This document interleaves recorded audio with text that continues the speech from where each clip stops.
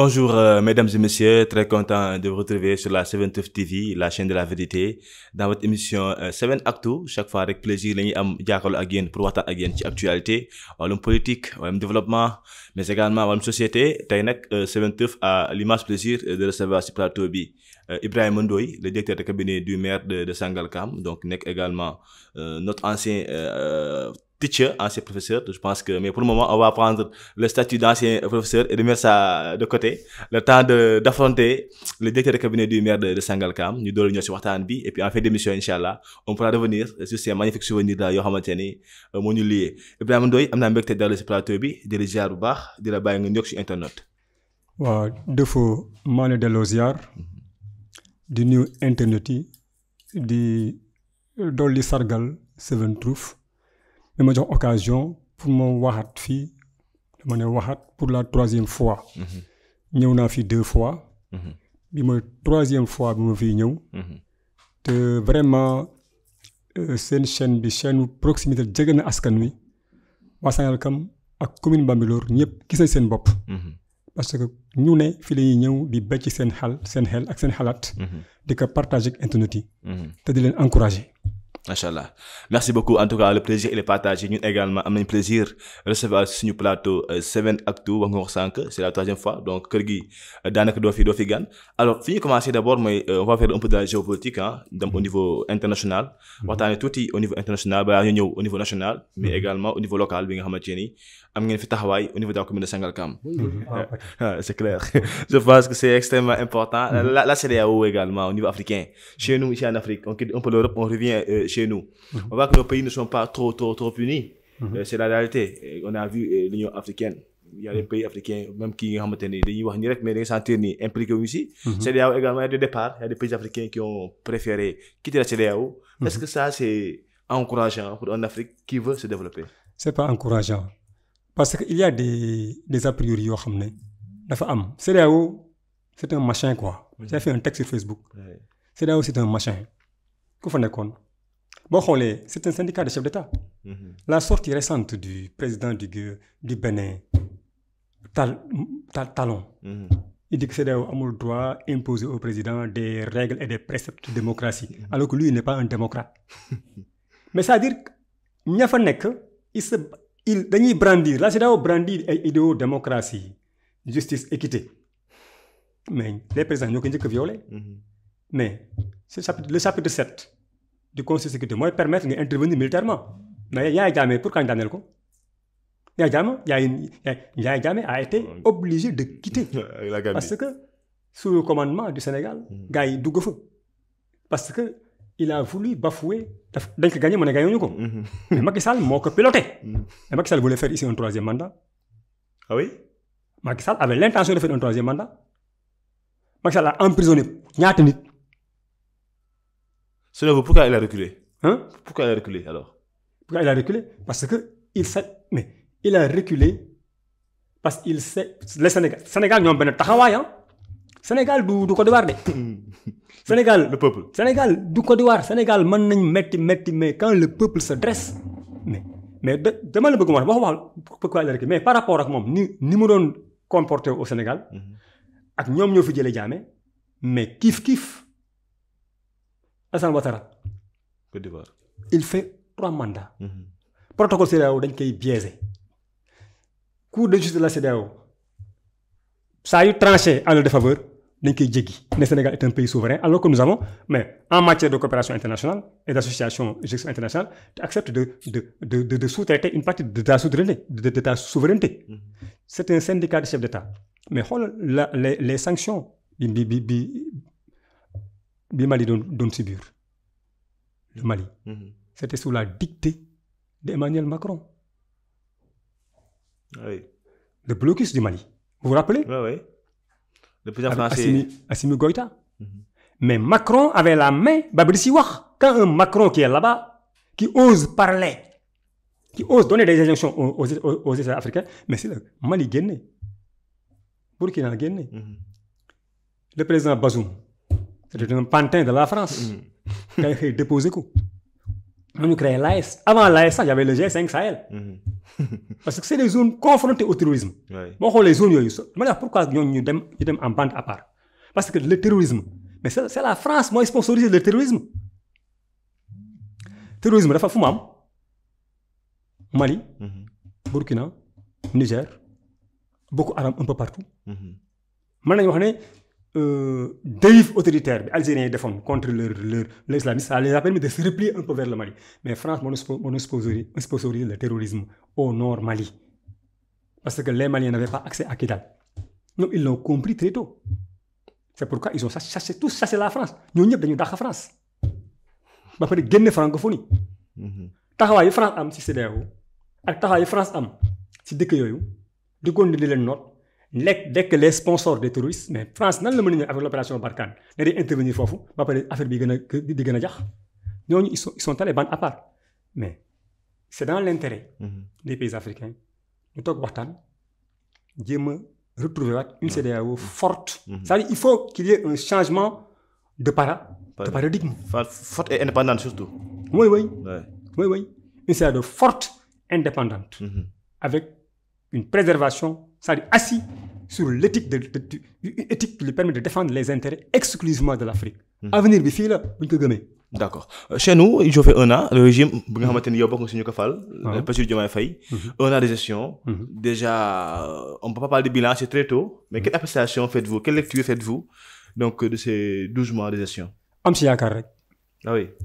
Yaakaar weesuwul ñu jële fi ñi fi nekkoon. ñu tëj lu ëpp 200 nit. tiim ay xale door leen ay bal ñu àgg suuf.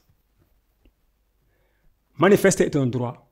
ñu songo takk der yi ñu jël xale tekk seen wet def ko bouclier humain. loolu mu ngi doog a am dans l'histoire du Sénégal. armé ay nit jox leen ay gànnaay ñu yëg seen oto di sox ci kaw askan wi loolu Sénégal mosu fi am. comme jëlee nañ ko fii yaakaar naa yàlla moo àddu. yaakaar googu rek mooy premier yaakaar bi ñu am. deuxième bi mooy dem nañ fi 1 an. fekk nañ fi réew moo xam ne dafa dugg ci guuta parce que mu ne fondation ma ne ñoom ñu ngi ci basement bi ci suuf. parce que gars yi leb nañ sàcc nañ rawale nañ denc nañ ba pare def un sabotage manifeste à quelques mois de passation de service. Ah oui. gis nga li fi xew Cimenterie Sahel. ndaxte saa am na lu mu defaloon mais gars yi kase nañ ko naa si ñëw mais ñi bi ñu ñëwee d'abord ñu nekk ay ndaw Sénégal xeex bu metti ñoom ñu falu gagné premier tour. ça veut dire que nit ñi am na si ñoom yaakaar amuñu droit et échouer. C'est des jeunes qui sont au pouvoir maintenant. Créer une rupture, c'est une manière de faire de la politique. Bu njëkkoon politique ñooy xaalis yëpp ay nit mais ñii da ngay ñëw ne kaay pare na ma ñëw ñu pare na la mu ngi doog a am nañu lu bees lu ñu fi indi loolu mën na si sukkandiku pour yàq beneen mooy ils sont venus avec ce qu'on appelle l'agenda national de transformation Sénégal 2050. C'est des vœux pieux bien sûr. Programme la. ki moo fi nekkoon PSE. PSE bi ñaata milliards lañ fay ay cabinet étranger pour ñu defar ko. on est allé bouger notre argent mais fii lañ ko defaree l'agenda national de transformation. ñu ngi départ si benn jàngat lu ñu jàngat ne réew mi sooxe na lool réew mi nag suufam am na pétrole am na gaz am na zircon am na lépp am na ndox mu bari la ñuy bay ak lañ fay jëlee ñu duñ ko valoriser parce que duñ ko transformer sur place loolu lu muy indi mooy suñu koom suuxe suñu koom nekk koom boo xam ne dafa wékku si Europe wala wékku si France wékku si ñeneen duñu mas a dem depuis 1960 loolu la woon ñu ne il faut faire une rupture systémique c'est-à-dire en proposant 4 axes loolu rek doy na yaakaar gisaguñ ko nag mais mu ngi commencé installé wu ndànk-ndànk les 4 axes prioritaires dans l'agenda de transformation nationale boo xam ne dañ koy wéyal si des quinquennats et des décennies dans 25 ans parce que politique prospection la une vision prospective da ngay projeté vers l'avenir. Le premier axe mooy une industrie créer des conditions économiques créer une économie compétitive économie boo xam ne day am doole dans un cadre macroéconomique fiable et efficace c'est-à-dire économie bi day am doole cadre macroéconomique am doole nga am ay say produits nga koy tirer sa dëkk fexe noo koy exploiter sa dëkk pour mën ko valoriser comme ça nga am benn croissance boo xam ne da lay permettre ñëpp mën a gis seen bopp ci politique bi. C'est-à-dire une croissance durable une croissance qui ne sera pas extravertie.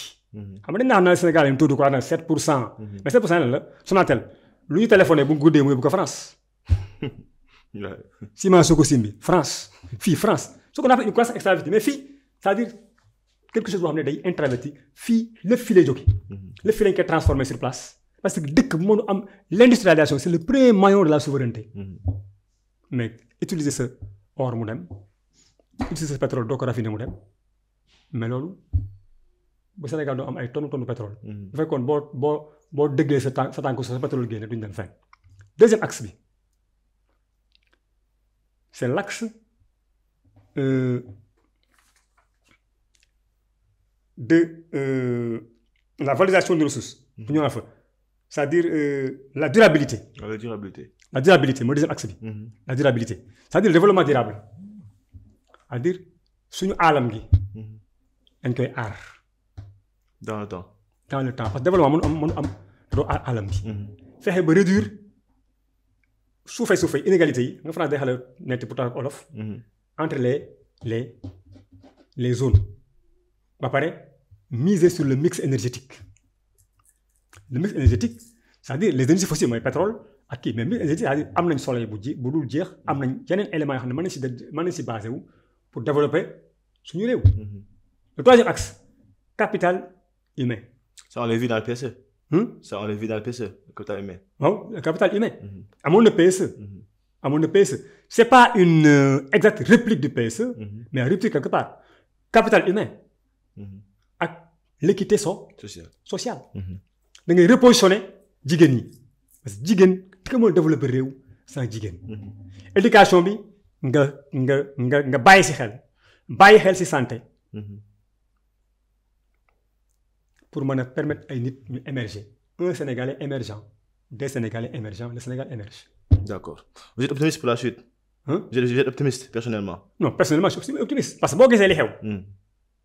Les assises de la justice ont été faites mais fii défaut da nga daan def émission génn gars yi xaar la nga ñëw. mais gars yi ngi jàpp ba léegi de. gars yi xaar la sa ne la tiif tey. mais gars yi ngi jàpp ba léegi de. gars yi ngi jàpp ba léegi. mais nan lañuy jàpp bu njëkkoon. waaw da ngay saaga nii. waaw doo saaga sax da ngay wax quelque chose de déplacé. ñu yóbbu la en instruction. instruction da mën nga faa def 1 an 2 ans mais léegi. flagrant délit lañ àtte gars yëpp ba booy passé fi di siisu naa ardo ñi ngi dañ ko waroon tëj mais rupture la ñu waxoon saa yi booy yi commencé siisu bi ñu déggee démb Mansour Faye rek booy yi siisu da nga gis toile bi. La justice demande à être indépendante on a fait la situation bu njëkkoon c'était dans l'entre-soi. Magistrats yi ñoo doon toog avec les je ne sais pas les audiences les consultations à domicile nga am loo joxe gars yi téye la mais bu njëkkoon bu la jàppee saa yi la da ngaa jàpp ba pare di wër fuñ la kii instruction. téléphone loo xam ne flagrant délit la. ma toog fii diffamé kenn mais c'est un flagrant délit. mais maintenant ñu ngi àtte gars yi flagrant délit. waaye boobu xaw ma nga Adama xaw ma nan Diallo boobu waxoon ne dem weddi ko ma gars yi la clémence il demande mais je veux être clément quoi. alors que moo taxaw wax mais am fa woon dañ lay tëj ñaata at 1 an. 6 mois donc y a rupture quoi. non y a rupture sur le plan judiciaire. D'accord. beneen mooy l'information publique ñu koy partager. Dans la transparence avec une perspective comme la régulation du service public. C'est-à-dire pratique fi amoon dañ leen enlever la yóbbu la et puis le premier exercice de transparence mooy bi ñu defee l'audit. ñoom la dette là ils n'ont pas caché dañu wax ne dette bi yow mu ne fii c'est presque à 100% du PIB. je veux être transparent quoi. Ouais, mais ils ont c'est un excès de transparence maintenant mais kenn du gouverner si ay fen léegi na leen may temps ils ont fait 1 an. Patient ils ont posé des jalons. nañ patient rek xaar. D'accord. Ibrahima Ndoye, directeur de cabinet du maire de Sangalkam. Ibrahima, on a fait presque beaucoup de minutes, hein. C'est même pas prévu de faire temps bi yëpp. Alors, au niveau local, vous avez fait 3 ans, il reste 2 ans. Tu vois le bëri na suuf si foncier Pape Sow indi Pape Sow indil. Qu'est-ce qui se passe au niveau de la commune de Sangalkam? Surtout côté foncier bi. ku boot xaj bukki baw la. Ah bon? waaw loolu on la wax. te dafa am lu ma la bëgg a xamal. Samir Abourisk. yàlla nga yërëm. kon parti Tëngéej. danaa ne booy politique cin la day xeeñ cin lay commencé xeeñ ku nekk a ngi projeté aussi 2027. c'est normal coow li jóg. nous sommes assez carapacés pour le supporter. mais boo jiitoon da ngay nangu jëlee coup. da ngay nangu jëlee coup. non man ma fa daa xoon joxe coup. da ngay nangu jëlee coup. on accepte ces coups là et on les anticipe xam nañ fu muy jógee. déjà problème suuf si dama am lu ma lay waxal rek. am nañ information béton. que am na ñu nekk fii doon communiquer directement ak ñoom Bara Diouf di bind si kaw. xam nañ leen mais on passe. ñu nekk fii si commune xam nañ leen ñun du ñuy def ay ñàccaar lañ. heureusement dañ ko dagg dans ma sortie ma def keroog on a toutes ces informations là parce que tout le monde se positionne quand avec ses politiques. Mais des gens qui sont de l'opposition. Tout le monde se positionne quand avec ses politiques. Des gens qui sont de l'opposition. Mais un peu partout là la wax un peu partout une coalition lañ demee ah. Ah yow askan wi. C'est pas homogène ah. Effectivement. Et puis coalition lu ngeen di dem mooy am ay délitement. La preuve est-ce que dañu dem élection ensemble ak beaucoup de partis de la coalition pendant les élections législatives. da nga koy accepté da nga anticiper que ne ñii vous êtes coalisé pour jëlee fi Omar Gueye mais tôt ou tard ku ne ambition am day taxaw en ce cas yow nga seet ne taxaw mais politique la leen la base la rek. xam nga base. mooy politique base ku amul base booy ba nga toog un politicien aérien amul fenn ma nga nekk si plateau yi di wax de nekk Facebook di bind mais Omar Gueye ndaanaan la de. wax nañ ko mais ndaanaan dëgg la. dafa ma sama wax bu ma sa wax ma analyser ko ma ne kii de moom mooy dëgg mu ne politique lu coow li bari lu mu xumba benn bés rek lay xaar. gars yi mi la ko waxoon yaakaar ñoom Aziz la ko waxoon de jour élection dimanche bu ñuy dépouiller actuellement nii ñëpp a ngi jëmale ci kaw maire. utiliser problème pôle bi. mais mbàccun. qu'est-ce qu'il y en a exactement. waaye maa ngi ñëw am na ko xam dafa posté démb benn vidéo daa koy dagg. ma ne ko waaye et la virgule et ce qui suit parce que man famille boobu laa bokk de sama position comme directeur de cabinet mën ma permettre ma siy wax ñoo doon réclamer suuf si gënuñu ma see yey sama yaay ci la bokk mën naa def l'historique suuf si defal la géographie de l'escroquerie bi am foofu sama famille yaay ci la bokk mais su ma koy wax fii c'est pas tellement élégant et élégant peut-être dire que li ma si xam bari na xaalu ju la juste on a vu un point de presse également hier. Oui, mais on a riposté. Xaalu Jula boo xamoon li fa xew Xaalu Jula ña fa ne ils ont des maisons avec des délibérations en bonne et due forme faites par le maire sortant le ministre Omar Gueye. Ils ont des autorisations de construire en bonne et due forme am nañu fa dëkk ay at. Pourtant pendant tout le temps que le ministre Omar Gueye était là est-ce que mës nga dégg Xaalu Jula ba gars yi dem di attaquer dans la presse est-ce que mës nga dégg groupe boo xam ne saa yi Korité jegee ñu yëngatu saa yi Tabaski jegee ñu yëngatu xam naa ci lu bari nag parce que sama yaay fa la bokk ñoom 1 franc laaluñu ko c'est des terrains viabilisés yoo xam ne am na arrêté de autorisation de construire ba pare Xaalu Jula am na arrêté ça c'est le temps de Omar Gueye et le maire s'est inscrit dans la légalité ñoom dans un premier temps ce qu'il voulait mooy maire bi ànd ak ñoom bedd ñële parce que c'est un groupe boo xam ne ils sont dangereux ils sont de connivence avec des ñuy sol ay robe xam nga fa may waxee de connivence avec ñuy sol ay képi te dañoo mën a joxe jëm nañ corrompre fu ne jaanañ fa maire mu leen maa bañ fii yàlla rek fi ne donc duñ gën convoqué réunion yéen na ngeen ñëw les plaignants duñ ñëw loolu mu retardé affaire bi ñoom ils ne voulaient pas que les plaignants soient à la table de négociation amoon na réunion boo amoon à la superficie mais pourquoi suñuy maam Xëri Jéen suufu Xëri Jéen dafa ëgsoon ba Sangalkam man sama maam sànq la retraité si ndox mi moo papa yi ñoom Zal Bari. histoire laa lay wax c'est des amis intimes ñoom ba léegi Diop lañ may santale parce que Ndiobène bi ma dëkk la famille ñoom Zal Bari am ñu bëri Diop lañ may santale. ñoom ñoo fa nekkoon. d'accord mais am nañu si profité nag di faire mais xaalu ju la plan cadastral dama ko bëgg andi tey. mais le cadastre est en train de faire il y a le plan cadastral fait par le directeur du cadastre Camara. waaw soo demee ba damay continuer du ma joxe terrain kër yu am et puis yow nan la ñuy mën a normaliser ba pare loo normaliser da nga koy daggal après ñu luy ab waxkat ki doon wax bokku si famille bi je le connais très bien depuis man may jàngal ak bés la ko xam c'est un expert en pêche la xam dañ ko luyee nag mais na wax xaalu ju la mu dem def benn digression dem si pôle bi si pôle bi laay ñëw. justement le pôle. xam nga pôle bi. c'est un pôle tentaculaire mas naa si bind boobu Pape Sow xalaatul sax ne dina nekk ci maire dama doon doxantu su may sport foofu lay jaar mais gis affaire yi ñëw ba Kër Ndiaye Lo ba suñu terrain football bi étant jeune ma ne fii tamit ñaa ñëw la Kër Ndiaye Lo ñu jël toolu le marabout Cheikh Seye 11 hectares jël seen tool yi c'est vrai que le domaine national est un domaine d'état mais dafa am na ko fa amoon un projet après dafa daw dem Espagne du temps de Macky Sall y avait Seydou Sy Sall y avait kii Sarr Diène Farba Sarr am na lu ci profité avec des privés jël beaucoup de portions de terre foofu ba jëlaale ay tool d'ailleurs indemnisation bi ñu wax 100 francs le mètre carré lañ leen proposé woon c'est méchant 100 francs le mètre carré imagine-toi 11 hectares 100 francs le mètre carré tool ñoom Grand Lamine Sané toolu marabout Cheikh Seye 100 francs le mètre carré. ñu ne ils ont indemnisé 700 millions grand Mbaccoune xam naa gars yi ko yónni ne ko soo paree si xëri jën nga dem si pôle bi c'est pas son rôle na waxal waa xëri jën 700 personnes yooyu liste bi kenn ku dëkk Ndiaye lañ si am nañu ko indi c'est-à-dire il fallait privilégier le dialogue et la concertation def l'audit comme ni ko ñeen def ce pôle là waa ji daf ko doon auditer c'est l'erreur qu'il a faite d'ailleurs Albendo yi loolu ñëw foofu dafa jox ay terrain jékki bàyyi na Kër Ndiaye la bokk am na benn usine mbuus mas na fa la usine mbuus.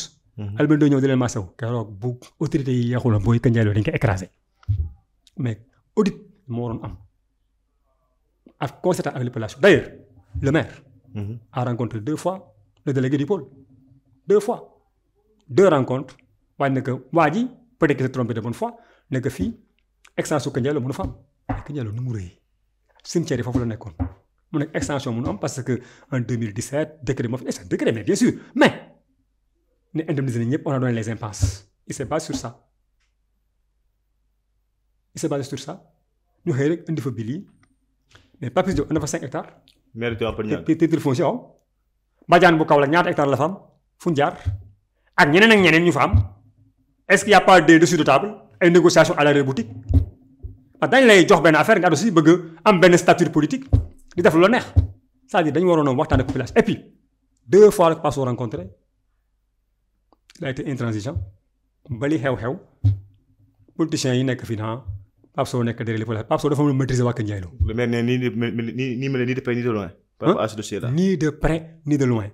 politique nag dafa neex ñi nga xam ne amuñu ñaari nit nee naa la cin li mooy xeeñ ci nu 2027 li. mais sa xel dal na ni actuellement. bu baax a baax ak seen bilan bi. bu baax a baax. il y aura des gens qui seront de vous qui vont sortir ah. mais calculer nañ ko yàgg na am na ñoo xam ne génn nañ ba ñu gagné lañ génne ñu ngi si ñun mais génn nañ man je ne mange pas mes mots am na dañu yaakaar suñu gagné maire bi dañ si war a profité ndaataata la tojee kii mais nga baal ma si expression bi. am na seen bopp rek la fi nekk nekkuñu fi kaay ku seen bopp ku ne xam na ku la ëpp doole fii non da ngay calculer tu anticipes. vous étiez dans la coalition Yewwi Askan Wi tey. avi coow lu Pastef bi Pastef il veut le candidat. Pape Sow n'est pas de Pastef, il a son propre mouvement, Bok Pass. La configuration politique, elle est là. On parle d'un éventuel candidat qui est de Pastef. Oui. Comment est-ce que vous avez analysé cette situation-là? Nous sommes prêts à toutes les situations. Nous préparons une fête. Au cas où un candidat. dafa am loo xam ne il faut ma wax la ko fii. ñu nekkoon ak Pape Sow. xam nañ les sacrifices qu'il a menés pour Pastef. On l'a emprisonné. L'affaire Branco, témoignage de Jamil Sané. Ouais. Jour maison de la femme. Tout à fait. ñoom ñaar bokkoon benn cellule. Jamil dafa indi Branco, Pape Sow ko évacué kan moo am fit boobu ku si am fit boobu combien de fois le xeex pour Pastef combien de fois ku mu neex na nga isolé wu gëm ne un candidat Pastef moi j'étais pastéfien man mii wax ak yow sur la bannière de Pastef laa demee comme directeur de cabinet bi ñu tëjee Pape Sow ñu créé bokk pas-pas man maa déposé parti bi statut maa ko déposé maa yor kii bi le statut de kii le dépôt j'étais obligé d'aller dans bokk pas-pas pour ma benn couverture pour mën a génn prison créer son mouvement donc adossé à son mouvement il est toujours adossé à son mouvement ah Pastef ñoo koy wax ak moom. y a pas de possibilité que tu Pastef. En politique rien n'est exclu. Mais il est dans la mouvance présidentielle en parfaite cohésion avec la ligne du Jub Jubal Jubanti. Il a partagé des combats avec Sonko bi Sonko ñooy Sangalkam gis ngeen. Il a partagé des combats avec Pastef. Il a des accointances avec ñoom. Les gars yi dañoo tiit ne suñu ko defee candidat ce sera un non match. Mais moom am na base politique xam nga base politique bu dëgër laa la wax ni am na ko. man Kandialo Kounou laa dëkk Kala Sarr xam naa li ma la wax waxantuuma politique da ngay mettre ma ci dane un homme doit être localisé. Il a une base politique très solide. Il a mené des combats épiques. On l'a emprisonné affaire Descos. On l'a emprisonné pour affaire Pastef. Il est résilient. man nga toog sa plateau wax ne Pastef laa bokk. Prenez les identités remarquables ku si ne ñaata nit nga am ku ci Sonko parrainé wul loo jàll lu leer laa la wax nañ ko wax fii oote nga génneel lépp man maay candidat Pastef am na nag ñuy tous mais c'est le droit le plus absolu c'est le droit le plus absolu ñun on s'est préparé à toutes les éventualités le terrain est vague pour tout le monde. Le pape est prêt. Il est prêt il est plus que prêt nu carte gi tëdd rek il est prêt parce que ñun gis nañ gaa yi nga caressé mais on est dans les panels on a infiltré les panels politique pexe la ak caay-caay am na ko xam ne amul ñaari nit amul ñetti nit Pastef la nekkoon dem ànd ak la scission de Pastef bi ba Pastef investir Pape Sow moom mu ànd ak l'autre parti du ma leen nommé góor googu tey mooy wër di wax amul ñetti nit lu leer laa la ci wax mënu mobiliser sax kalando ñu ànd ak yéen nag bokk si yéen te nga xam ni dañu nar a beru ji. ñi ànd ak yéen actuellement. mais ñun loolu calculé nañ ko ñu dañ leen di encouragé sax. amoon na ngeen tiit ci seen puissance. ban tiit tiituñu parce que mais une coalition est faite pour exister le temps mu atteindre un objectif am après disparaître recomposition day amaat. d'accord. gis nga invité nga fi ku ne. ñoo xam ne si Omar Gueye lañ nekkoon ñu ne diw la ñuy jàppale. mais teel nañoo bàyyi Omar Gueye de. am ñoom dañuy lang pour am dara. Ibrahima Ndoye directeur de cabinet du maire de Sangalkam j'étais très content vraiment de partager ce plateau avec vous. ma lay ziar bu baax de remercier également si disponibilité bi yàggoon naa bëgg nga ñëw fii mais problème de temps moo taxoon vraiment teacher of dream comme j'ai aimé vous appeler. ma bàyyi rek pour le mot de la fin. You called me teacher of dream. Yeah. It was a real pleasure for me. Je me rappelle de la lettre que tu m'avais écrite. ngeen di def terminal wala première. Tout à fait terminal. Je te dis une chose j'avais les larmes aux yeux lettre boobu dama ko archivé. Super. ngeen ma tuddoon teacher of dream. et j'aime Sangalkam franchement parler. mën wax lépp quoi mais j'aime Sangalkam. Merci beaucoup. Merci vraiment et bonne fête de Korité. Ok, merci à vous de même. Je souhaite ñëpp Korité boobu. Merci beaucoup. Ibrahima Ndoye, directeur de cabinet du maire de Sangalkam, moo nekkoon tey suñu gan ci émission 7actu. Vous avez vu, on a pris du temps pour discuter ci géopolitique, waxtaan ci gestion pays bi au niveau national mais également au niveau local. On n'a pas tout dit parce que voilà, le temps qui nous a été donné vraiment vient à son terme, mais merci vraiment pour la disponibilité. Merci également Edou bi ma jàppale ci tournage bi. On vous souhaite une excellente fête de Korité et rendez-vous inchallah très bientôt dans un autre numéro avec un autre invité.